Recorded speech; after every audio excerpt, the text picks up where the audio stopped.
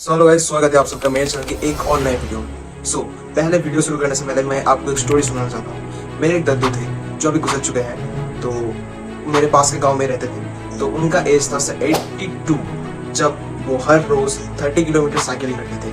अभी वो गुजर चुके हैं। उनको आई थिंक 97 एज में वो गुजरे थे।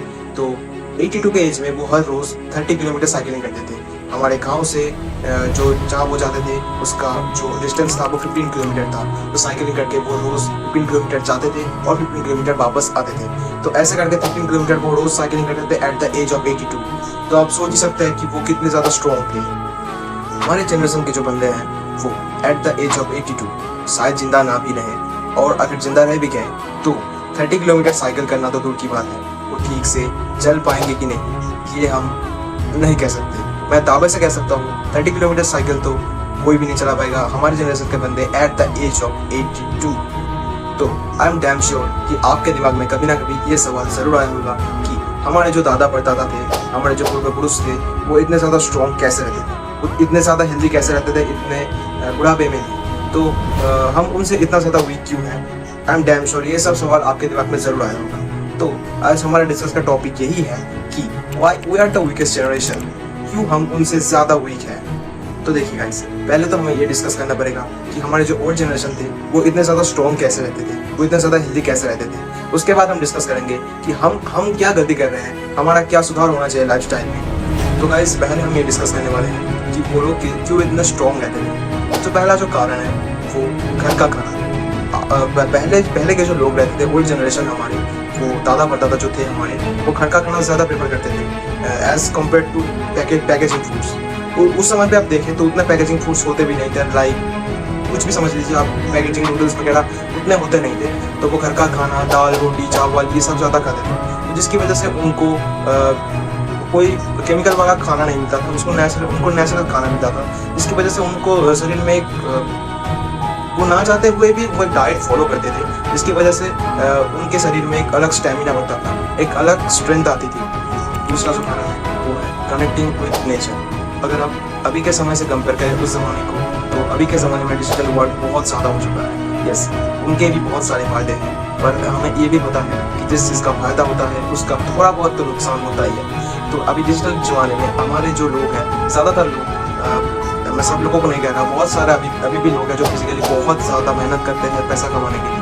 पर कुछ लोग ऐसे भी हैं, बहुत मतलब 50% लोग अभी ऐसे हैं जो 30-40% लोग अभी ऐसे हैं जो डिजिटली वर्क कर रहे हैं, जो घर से बाहर कम निकलते हैं, सारा पूरा दिन एसी में रहते हैं, तो सनलाइट कम लेते हैं, जिससे उनका शरीर का इम्यूनिटी पावर बहुत ज़्यादा कम हो जाता है। ये भी एक कारण हो सकता है जिसकी वजह से हमारे इस समय के जो जनरेशन बहुत ज़्यादा वीक है। एंड वो समय पे जब ओल्ड जनरेशन था, उस समय पे वो लोग नेचर से कनेक्ट रहते थे, सनलाइट लेते थे, इसकी वजह से उनका इम्यूनिटी पावर बहुत ज़्यादा हाई था। और ये शायद एक कारण हो सकता है कि वो लोग इतने ज़्यादा स्ट्रॉन्ग क्यों थे। और दोस्तों, अभी हम बात करेंगे कि हमारे ज़माने में क्या ऐसी गलतियाँ हैं, क्या ऐसे कारण हैं जो ना चाहते हुए भी हम दोहरा जा रहे हैं, और जिसकी वजह से हमारा generation day by day weak होता चला जा रहा है। अभी के समय पे अब अगर आप देखें तो बहुत सारे चीज़ों में, बहुत सारी क्या मैक्सिमम चीज़ों में आप मिलावट पाओगे। कुछ भी खरीदो, ज़्यादातर चीज़ों में आपको मिलावट देखने को मिलेगा। ऐसे कि चावल और हमारे जो अंडे हैं, प्लास्टिक के अंडे, प्लास्टिक के चावल, क्या क्या नहीं बन रहे हैं। तो उस समय पे वो नहीं होता था भाई। वो समय पे जो होता था नेचुरली होता था। उस समय पे हम उतना आधुनिक भी नहीं था, हमारा सोसाइटी उतना आधुनिक भी नहीं था, जो कि एक अच्छा कारण था उस समय का। अगर हम अभी से कंपेयर करें तो उस समय पे इतना ज़्यादा आधुनिकता नहीं था, जिसकी वजह से वो सब दिमाग में लोगों के आया ही नहीं शायद से। तो अभी हम देखें, मिलावट इतना ज़्यादा बढ़ चुका है। कुछ भी खरीदो आपको मिलावट देखने को भी मिलेगा। सब्जी खरीदो तो उसके पेड़ों में इतना मेडिसिन पुश किया जाता है, इतना बहुत सारा सार वगैरह दिया जाता है जिससे ट्री का अच्छा ग्रोथ हो, और वो होता भी है। पर जो फल निकल के आता है वो फल बहुत ज़्यादा जहरीला टाइप हो जाता है, एज बिकॉज ऑफ द जो रासायनिक वो कीटनाशक वगैरह देते हैं उस वजह से।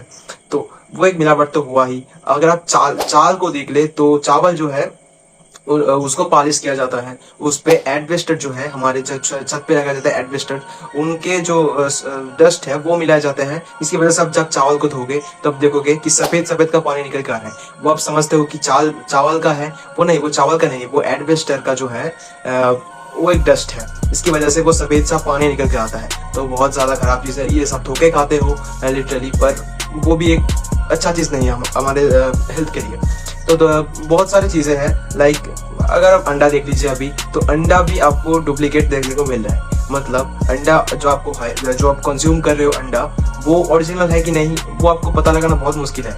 क्योंकि अभी जो प्लास्टिक के जो अंडे, जो केमिकल पुश करके जो अंडे तैयार किए जा रहे हैं, वो बहुत ज़्यादा रियल है। आप बिल्कुल उनमें डिफरेंस क्रिएट कर ही नहीं पाओगे कि वो असली है वो नकली है। बहुत मुश्किल है डिफरेंस क्रिएट करना। तो ऐसे बहुत सारी चीज़ें हैं। बाकी हमारे पैकेजिंग फूड्स तो है ही भाई हमारे शरीर को बिगाड़ने के लिए। अब कुछ भी खाते हो बाहर के कुरकुरे वगैरह, नमकीन वगैरह, सब कुछ में मिलावट है, केमिकल्स वगैरह भरे हुए हैं भाई। तो हम क्या करें? घर के खाने में भी हम तैयार करने चाहे दाल चावल, चावल में भी केमिकल प्रिजर्वेटिव्स मिले हुए हैं। चावल में प्लास्टिक चावल भी निकल चुका है अभी। तो ये एक कारण है। और दूसरा जो कारण मुझे लगता है वो की है मोबाइल फ़ोन। जी हाँ गाइस, मोबाइल फ़ोन हमारे जीवन में एक वरदान है अगर हम इसे ठीक तरीके से यूज़ करें तो। अगर हम इसका मिसयूज़ करें तो ये बहुत ज़्यादा हमारे लिए मुश्किल क्रिएट कर सकता है हमारे ज़िंदगी में। लाइक अब समझ लीजिए, मोबाइल हम इतना ज़्यादा यूज़ कर रहे हैं अभी हम सोशली इतना कनेक्ट नहीं रह पा रहे हैं, जिसकी वजह से हमारा जो मेंटल हेल्थ है वो बहुत ज़्यादा बिगड़ रहा है दिन के दिन, as because of mobile phone. जी हाँ, अब नॉर्मल लड़कों को देखें तो दिन में 24 घंटे में वो 8-10 घंटे तो मोबाइल यूज़ करे, उससे ज़्यादा होगा पर कम नहीं। 8-10 घंटे मोबाइल यूज़ करने से हमारे ब्रेन पे जो प्रेशर पड़ता है वो बहुत ज़्यादा खराब है। मतलब ब्रेन की प्रोडक्टिविटी खत्म हो जा रही है दिन के दिन, as because of mobile phone. और इसी मोबाइल फ़ोन को अगर आप अच्छे से यूज़ करें तो ये बहुत काम का चीज़ है। और हमारे युवा इसे यूज़ नहीं करते हैं। ज़्यादातर युवा इस मोबाइल फ़ोन से बिगड़ रहे हैं दिन के दिन। और mental health is equal to हमारा फिजिकल हेल्थ। मैंने मेंटल हेल्थ का ये टॉपिक इसीलिए छेड़ा है कि हमारा मेंटल हेल्थ जो है वो फिजिकल हेल्थ से बहुत ज़्यादा कनेक्टेड है। हमारा हम अगर मेंटली बहुत ज़्यादा हैप्पी रहेंगे तो हमारा जो इफेक्ट है वो बॉडी पे भी दिखेगा, वो चेहरे पे दिखेगा। तो ये एक बहुत ज़्यादा कारण है हमारे फिजिकल हेल्थ को बिगाड़ने के लिए। तो गाइस, ये मेरा पर्सनल ओपिनियन था। ये पूरा वीडियो जो देखा आपने, ये कोई भी टॉपिक से कहीं से भी मतलब कलेक्ट किया हुआ नहीं है। ये टोटली मेरा पर्सनल ओपिनियन था। मुझे ऐसा लगता है कि यही कुछ कारण है जिसकी वजह से हमारा generation is the weakest generation right now as compared to the old generation. तो अगर आपको कुछ पता है इस बारे में तो आप मुझे ज़रूर कमेंट करके बताइए आपका क्या राय है इस वीडियो के बारे में। आप मुझे ज़रूर बताइए, मैं आपका कमेंट पढ़ूंगा। तो आप चैनल को सब्सक्राइब कर दो यार, बहुत मज़ेदार वीडियो आने वाला है चैनल पे, सब्सक्राइब कर दो। तो अभी के लिए बस इतना ही, चलो टाटा।